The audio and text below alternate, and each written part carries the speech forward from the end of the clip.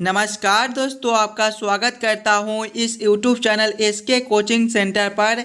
दोस्तों, आज हम लोग रीजनिंग के एक और नए पार्ट को देखने वाले हैं। ये रीजनिंग का पार्ट नंबर आपका 155 होने वाला है। अगर आप लोग इससे पहले वाले पार्ट नहीं देखे होंगे तो ज़रूर जाकर देख लीजिएगा। इस पार्ट के अंदर आज हम लोग रीजनिंग के 16 अलग अलग प्रकार के इम्पोर्टेंट प्रश्न को देखने वाले हैं, जो कि आपको आने वाले आगामी सभी परीक्षाओं के लिए काफ़ी महत्वपूर्ण होने वाला है। कुछ इसी प्रकार के प्रश्न आपको अभी एग्जाम में पूछे जाते हैं, तो सभी प्रश्न को पहले आप लोग खुद से ज़रूर सॉल्व करने की कोशिश कीजिएगा और आप लोग हमारे साथ अंत तक जरूर बने रहिएगा। सभी प्रश्न को हम लोग एकदम शॉर्ट ट्रिक के साथ सॉल्व करेंगे। तो चलिए हम लोग एक नंबर क्वेश्चन की ओर चलते हैं। क्वेश्चन नंबर 1 आपको कह रहा है, नीचे दिए गए प्रश्न में संबंधित संख्या को चुनिए। संबंधित संख्या चुनने के लिए बोला जा रहा है। प्रश्न आपको कह रहा है जिस प्रकार से 43 का संबंध 12 के साथ है, उसी प्रकार से आप लोगों से पूछ रहा है 39 का संबंध कौन सा संख्या के साथ होगा, जो इस वाले क्वेश्चन मार्क पे भरे जाएंगे। ये जो प्रश्न है ये आपका नंबर एनालॉजी रीजनिंग का प्रश्न है और इस प्रकार के प्रश्न आपको जरूर एग्जाम में देखने को मिलेंगे। तो पहले आप लोग खुद से जरूर सॉल्व करने की कोशिश कीजिएगा।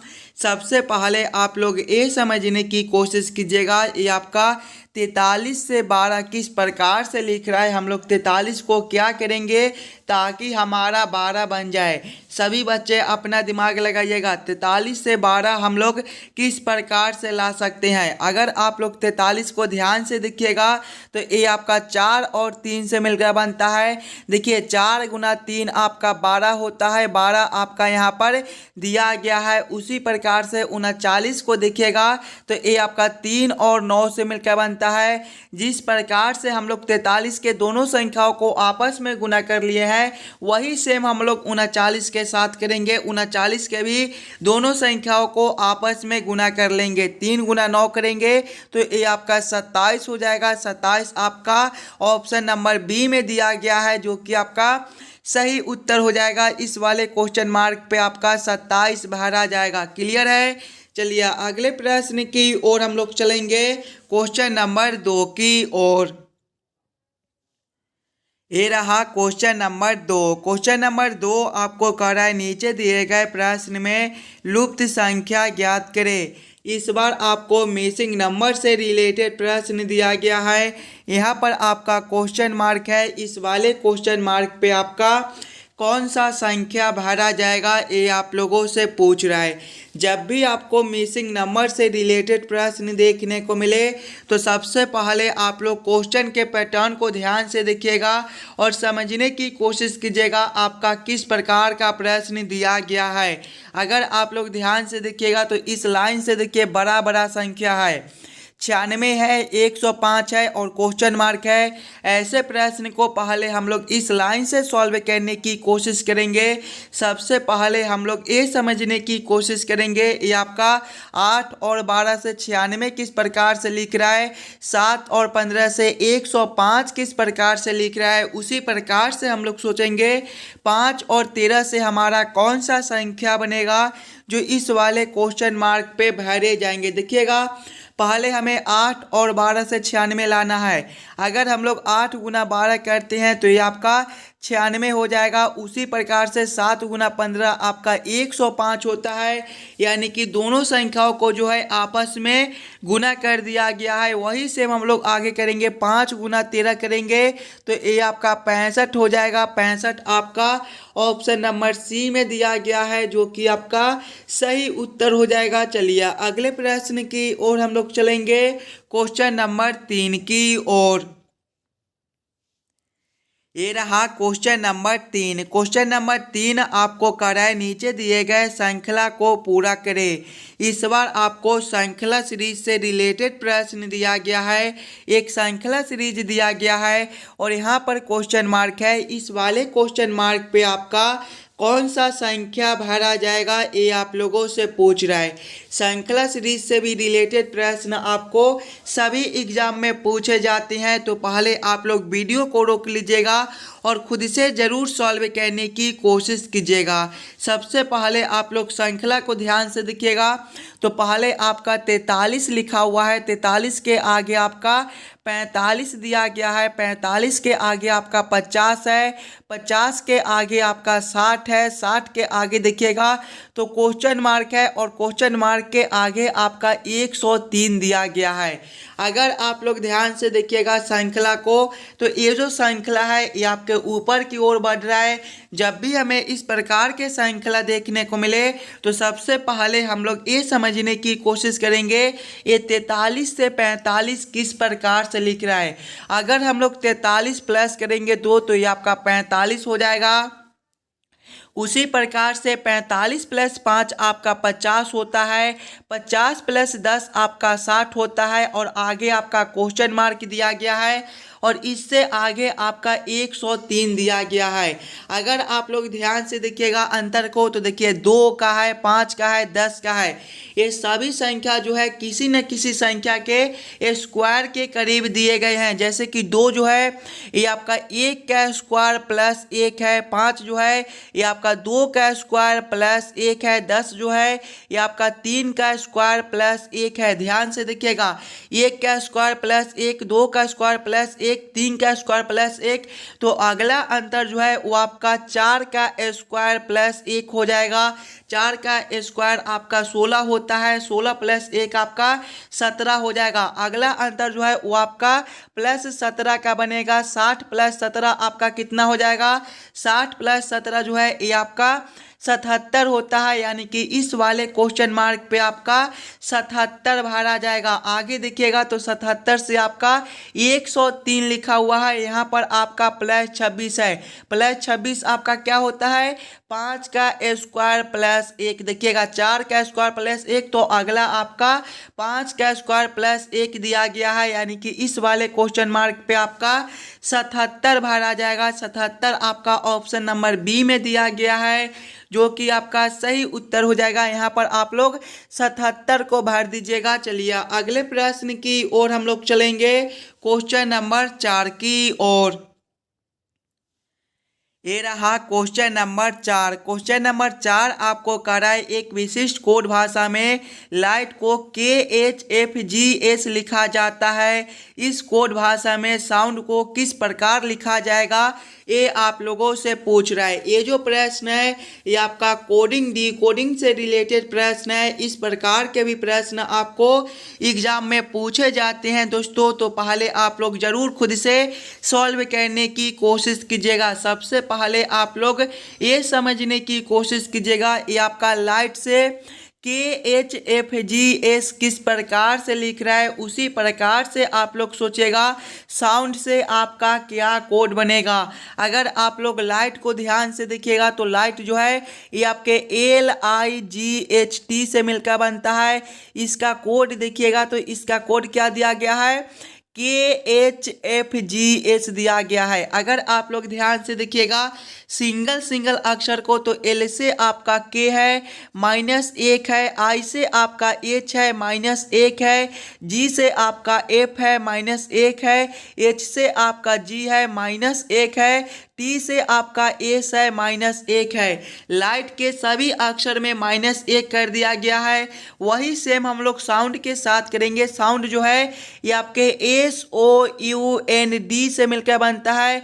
इसके भी सभी अक्षर में से हम लोग -1 करेंगे। देखिएगा S -1 आपका कौन सा अक्षर बनेगा? S आपके 19वें नंबर पर होता है। 19 -1 आपका 18 और 18वें पर आपका R होता है। आगे देखिएगा आपका O है, O जो है ये आपके 15वें पर होता है। 15 -1 आपका 14 और 14वें पर आपका N होता है। आगे देखिएगा U है, U जो है ये आपके 21वें पर होता है। 21 -1 आपका 20 और 20वें पर आपका T होता है। आगे देखिएगा N है, N जो है ये आपके 14वें पर होते हैं। 14 -1 आपका 13 और 13वें पर M होता है। आगे देखिएगा D है, D आपके चौथे नंबर पर होता है। 4 -1 आपका 3 और तीसरे पर आपका C होता है। कौन सा ऑप्शन में आपका RNTMC दिया गया है? RNTMC आपका ऑप्शन नंबर ए में दिया गया है, जो कि आपका सही उत्तर हो जाएगा। साउंड का जो कोड बनेगा वो आपका RNTMC बनेगा। इस पार्ट में आपको जितने भी प्रश्न कराए जाएंगे वो सारे प्रश्न आपके आने वाले आगामी सभी परीक्षाओं के लिए काफ़ी महत्वपूर्ण होने वाला है। तो सभी प्रश्न को पहले आप लोग खुद से जरूर सॉल्व करने की कोशिश कीजिएगा। चलिए अगले प्रश्न की ओर हम लोग चलेंगे, क्वेश्चन नंबर 5 की ओर। ये रहा क्वेश्चन नंबर 5। क्वेश्चन नंबर 5 आपका वेन आरेख वेन डायग्राम से रिलेटेड प्रश्न है।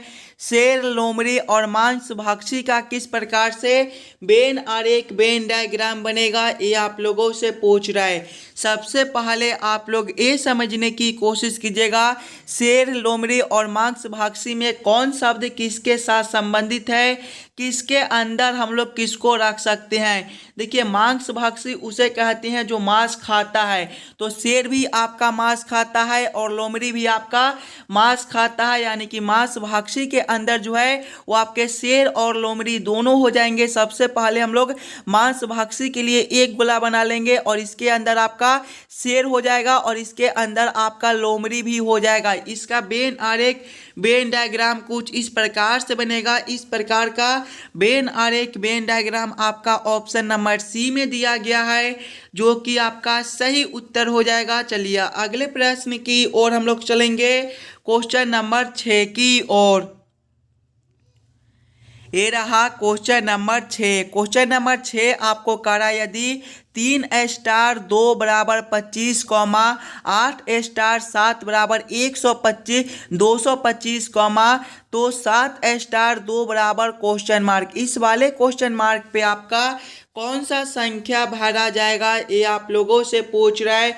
ये भी प्रश्न आपके लिए काफ़ी इम्पोर्टेंट प्रश्न है और जब भी आपको इस प्रकार के रीजनिंग के प्रश्न देखने को मिले तो सबसे पहले आप लोग ये समझने की कोशिश कीजिएगा ये आपका 3 और 2 से 25 किस प्रकार से लिख रहा है, 8 और 7 से 225 किस प्रकार से लिख रहा है। उसी प्रकार से आप लोग सोचिएगा 7 और 2 से आपका कौन सा संख्या बनेगा जो इस वाले क्वेश्चन मार्क पे भरे जाएंगे। देखिए यहाँ पर आपका किसी भी प्रकार का सिंबल दे दे, स्टार का दे दे, हज का दे दे, डॉलर का दे दे, गुना का दे दे, भाग का दे दे, उससे हमें कोई मतलब नहीं है। बस हम लोगों को ये समझना है कि हम लोग 3 और 2 से 25 किस प्रकार से ला सकते हैं। देखिएगा 3 और 2 है, अगर हम लोग दोनों संख्याओं को आपस में जोड़ ले 3 + 2 करेंगे तो 5 और 5 का स्क्वायर आपका 25 होता है। उसी प्रकार से आगे आपका 8 और 7 है, 8 और 7 को आपस में जोड़ेंगे 8 + 7 आपका 15 होता है और 15 का स्क्वायर आपका 225 होता है।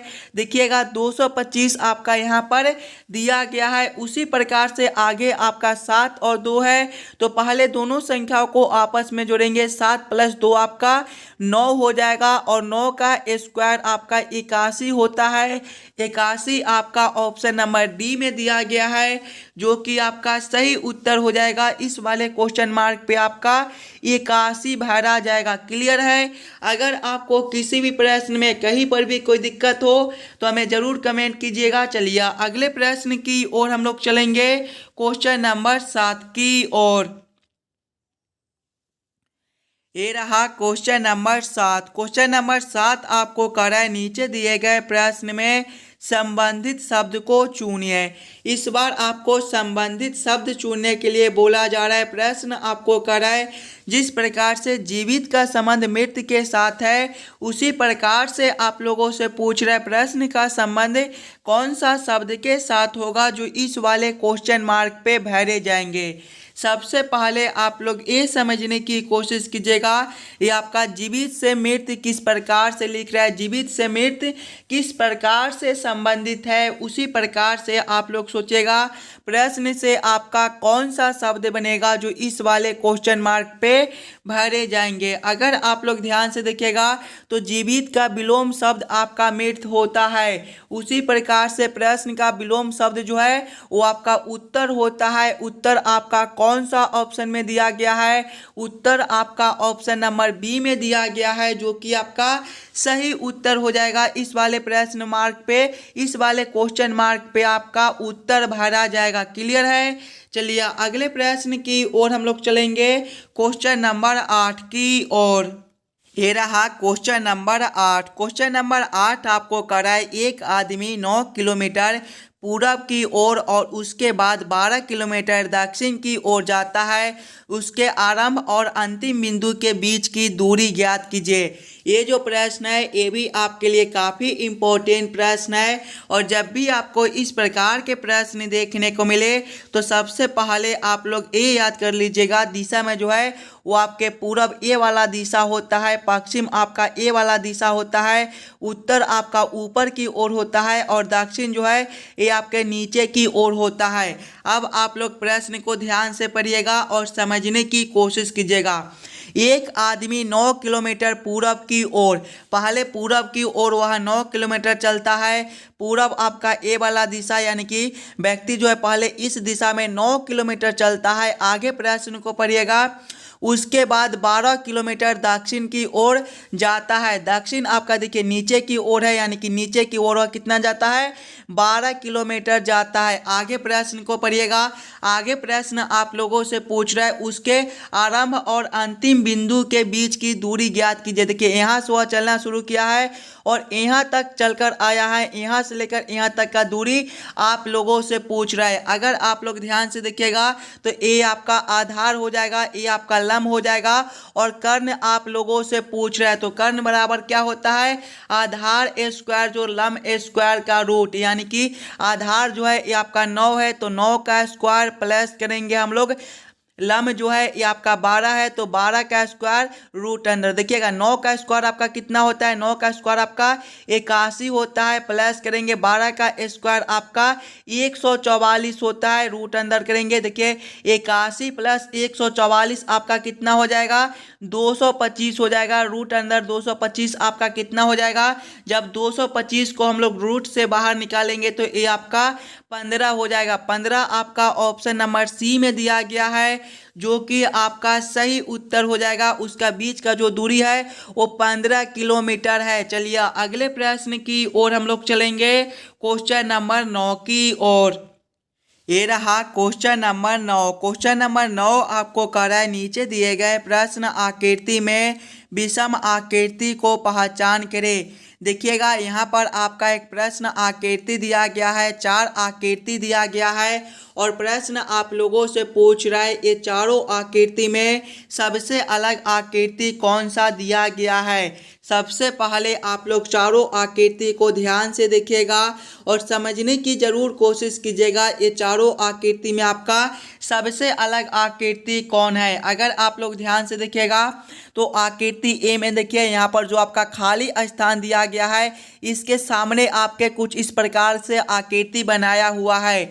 ऑप्शन बी में देखिएगा तो खाली स्थान जो है वो आपका ऊपर दिया गया है, और आकृति इस प्रकार के आपके इस बार नीचे कर दिया गया है। ऑप्शन सी में देखिएगा तो खाली स्थान आपका ऊपर है तो आकृति भी आपका इस प्रकार का ऊपर ही दिया गया है। ऑप्शन डी में देखिएगा तो देखिए खाली स्थान ऊपर है तो आकृति भी आपका ऊपर है, यानी कि सबसे अलग आकृति आपका बी बनता है। देखिए खाली स्थान आपका ऊपर है और इस प्रकार के आकृति जो है वो आपके नीचे कर दिए गए हैं, जबकि सभी में देखिएगा तो खाली स्थान के सामने सामने आपका इस प्रकार का आकृति दिया गया है। तो क्वेश्चन नंबर 9 का आपका ऑप्शन नंबर बी जो है सही उत्तर हो जाएगा। चलिए अगले प्रश्न की ओर हम लोग चलेंगे, क्वेश्चन नंबर 10 की ओर।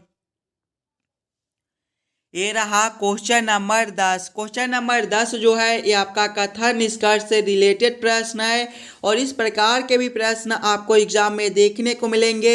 और जब भी आपको इस प्रकार के प्रश्न देखने को मिले तो सबसे पहले आप लोग कथन को ध्यान से पढ़िएगा और उसे वेन आरेख वेन डायग्राम पर सेट कर लीजिएगा, ताकि प्रश्न को सॉल्व करने में आपको आसानी हो। देखिए कथन एक आपको करा है, कुछ पेन ग्लास है। कुछ पेन क्या है? ग्लास है, यानी कि ये आपका क्या हो जाएगा? ये जो है ये आपका पेन हो जाएगा। और कुछ पेन क्या है? ग्लास है, यानी कि इस प्रकार से आपका ये क्या हो जाएगा? ये आपका ग्लास हो जाएगा। यहाँ पर आप लोग ग्लास भी लिख लीजिएगा ताकि आपको समझने में कोई दिक्कत ना हो। आगे कथन को पढ़िएगा। कथन 2 आपको कर है सभी ग्लास दीवार है। सभी ग्लास क्या है? दीवार है, यानी कि ये आपका क्या हो जाएगा? ये जो है ये आपका दीवार हो जाएगा। यहाँ पर आप लोग दीवार भी लिख लीजिएगा ताकि समझने में आपको कोई दिक्कत ना हो। अब आप लोग इस वाले वेन आरेख वेन डायग्राम के आधार पर निष्कर्ष को सही या फिर गलत कीजिएगा। देखिए निष्कर्ष 1 आपको कर है कुछ दीवार पेन है।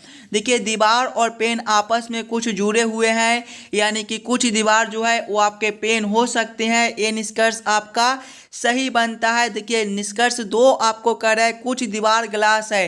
देखिए दीवार और ग्लास भी आपस में जुड़े हुए हैं। दीवार के अंदर ही आपका ग्लास दिया गया है, यानी कि कुछ दीवार जो है वो आपके ग्लास हो सकते हैं। निष्कर्ष 2 भी आपका सही बनता है। दोनों निष्कर्ष को कौन सा ऑप्शन में सही किया गया है? ऑप्शन सी में देखिएगा तो दोनों ही निष्कर्ष सही है, यानी कि क्वेश्चन नंबर 10 का आपका ऑप्शन नंबर सी जो है सही उत्तर हो जाएगा। चलिए अगले प्रश्न की ओर हम लोग चलेंगे, क्वेश्चन नंबर 11 की ओर। ये रहा क्वेश्चन नंबर 11। क्वेश्चन नंबर 11 आपको कर है नीचे दिए गए निम्नलिखित शब्दों का सही क्रम बताएं। उत्पादन, प्रसार, योजना एवं निवेश, उपयोग, संसाधन एवं उपयोग एवं संग्रह का किस प्रकार से सही क्रम बनेगा, ये आप लोगों से पूछ रहा है। सबसे पहले आप लोग सभी शब्दों को ध्यान से देखिएगा और समझने की कोशिश कीजिएगा ये सभी शब्दों का आपका किस प्रकार से सही क्रम बनेगा। देखिए पहले आपका उत्पादन दिया गया है, उसके बाद प्रसार है, योजना एवं निवेश है, उपयोग है, संसाधन एवं उपयोग है, आगे देखिएगा तो संग्रह दिया गया है। अगर आप लोग ध्यान से देखिएगा तो इसमें सबसे पहले जो है वो आपके योजना एवं निवेश हो जाएंगे, यानी कि 3 नंबर। इसके बाद आपका हो जाएगा संग्रह, यानी कि 6 नंबर। संग्रह के बाद आपका हो जाएगा संसाधन एवं उपयोग, यानी कि 5 नंबर। इसके बाद आपका हो जाएगा उत्पादन, यानी कि 1 नंबर। 1 नंबर के बाद देखिएगा तो आपका हो जाएगा प्रसार, यानी कि 2 नंबर। और इसके बाद आपका हो जाएगा उपयोग, यानी कि 4 नंबर। कौन सा ऑप्शन में आपका 3, 6, 5, 1, 2, 4 दिया गया है? 3, 6, 5, 1, 2, 4 आपका ऑप्शन नंबर ए में दिया गया है, जो कि आपका सही उत्तर हो जाएगा। चलिए अगले प्रश्न की ओर हम लोग चलेंगे, क्वेश्चन नंबर 12 की ओर। ये रहा क्वेश्चन नंबर 12। क्वेश्चन नंबर 12 आपको कह रहा है निम्नलिखित आकृति में त्रिभुज अध्यापकों को दर्शाता है, वर्ग व्यापारियों को दर्शाता है और वृत्त समाज सेवियों को दर्शाता है। कौन सी संख्या उन अध्यापकों को दर्शाती है जो समाज सेवी है? सबसे पहले आप लोग आकृति को ध्यान से देखिएगा और समझने की कोशिश कीजिएगा। देखिए त्रिभुज जो है वो अध्यापकों को दर्शाता है। यहाँ पर आपका त्रिभुज दिया गया है, ये किसको दर्शाता है? अध्यापकों को दर्शाता है। यहाँ पर आप लोग अध्यापक लिख लीजिएगा ताकि आपको समझने में कोई दिक्कत ना हो। आगे प्रश्न को पढ़िएगा। वर्ग जो है वो व्यापारियों को दर्शाता है। वर्ग आपका दिखेगा तो यहाँ पर दिया गया है, ये किसको दर्शाता है? व्यापारियों को दर्शाता है। यहाँ पर आप लोग व्यापारी भी लिख लीजिए ताकि आपको समझने में कोई दिक्कत ना हो। ये किसको दर्शाता है? व्यापारियों को दर्शाता है। आगे प्रश्न को पढ़िएगा। आगे प्रश्न आपको कर रहा है, देखिए आगे प्रश्न कर रहा है वृत्त जो है वो समाज सेवियों को दर्शाता है। वृत्त देखिएगा आपका यहाँ से लेकर यहाँ तक दिया गया है, ये जो है ये समाज सेवियों को दर्शाता है। किसको दर्शाता है? समाज सेवियों को दर्शाता है। अब आप लोग प्रश्न को ध्यान से आगे पढ़िएगा और समझने की कोशिश कीजिएगा प्रश्न आपसे क्या पूछ रहा है। देखिए प्रश्न आप लोगों से पूछ रहा है कौन सी संख्या उन अध्यापकों को दर्शाती है जो समाज सेवी है। यानी कि अध्यापक और केवल समाज सेवी में हमें संबंधित संख्या को देखना है। देखिए अध्यापक आपका ए है और समाज सेवी आपका ए है। अध्यापक और समाज सेवी में केवल आपका जो है वो 2 दिया गया है। 2 आपका कौन सा ऑप्शन में है? 2 आपका ऑप्शन नंबर बी में दिया गया है, जो कि आपका सही उत्तर हो जाएगा। ऑप्शन नंबर क्वेश्चन नंबर 12 का आपका ऑप्शन नंबर बी जो है सही उत्तर हो जाएगा। चलिए अगले प्रश्न की ओर हम लोग चलेंगे, क्वेश्चन नंबर 13 की ओर। ये रहा क्वेश्चन नंबर 13। क्वेश्चन नंबर 13 आपको कर रहा है नीचे दिए गए प्रश्न आकृति का दर्पण छवि चुनिए। यहाँ पर आपका एक प्रश्न आकृति दिया गया है, कुछ इस प्रकार का आपका प्रश्न आकृति है और प्रश्न आप लोगों से पूछ रहा है इस वाले प्रश्न आकृति का किस प्रकार से दर्पण प्रतिबिंब बनेगा। देखिए दर्पण जो है ये आपके कुछ इस प्रकार से दिए गए हैं। दर्पण प्रतिबिंब में क्या होता है कि बाएं वाले आकृति जो है वो आपके उलटकर दाएं में चले जाते हैं और दाएं वाले आकृति जो है वो आपके उलटकर बाएं में चले आते हैं। यानी कि जब हम लोग इस वाले आकृति को इस प्रकार से उलटेंगे तो आपका किस प्रकार का आकृति बनेगा। देखिए सबसे पहला जो आपका इस प्रकार का आकृति दिया गया है ये आपका कुछ इसी प्रकार का देखने को मिलेगा। आगे देखिएगा तो ये जो आपका तीर का चिन्ह इस साइड दिया गया है ये आपके उलटने के बाद इस साइड हो जाएंगे। ये जो है ये आपके उलटने के बाद इस साइड हो जाएंगे और ये जो आकृति आपका इस साइड दिया गया है ये आपके उलटने के बाद इस साइड हो जाएगा। आगे देखिएगा तो नीचे आपका कुछ इसी प्रकार का आकृति बनेगा। उलटने के बाद भी आपका इसी प्रकार क्या रहेगा, इस प्रकार का उत्तर आकृति आपका कौन सा ऑप्शन में दिया गया है। देखिएगा इस प्रकार का उत्तर आकृति आपका ऑप्शन नंबर ए में दिया गया है जो कि आपका सही उत्तर हो जाएगा। चलिए अगले प्रश्न की ओर हम लोग चलेंगे, क्वेश्चन नंबर 14 की ओर। ये रहा क्वेश्चन नंबर 14। क्वेश्चन नंबर 14 आपको कर रहा है नीचे दिए गए प्रश्न में संबंधित अक्षरों को चुनिए।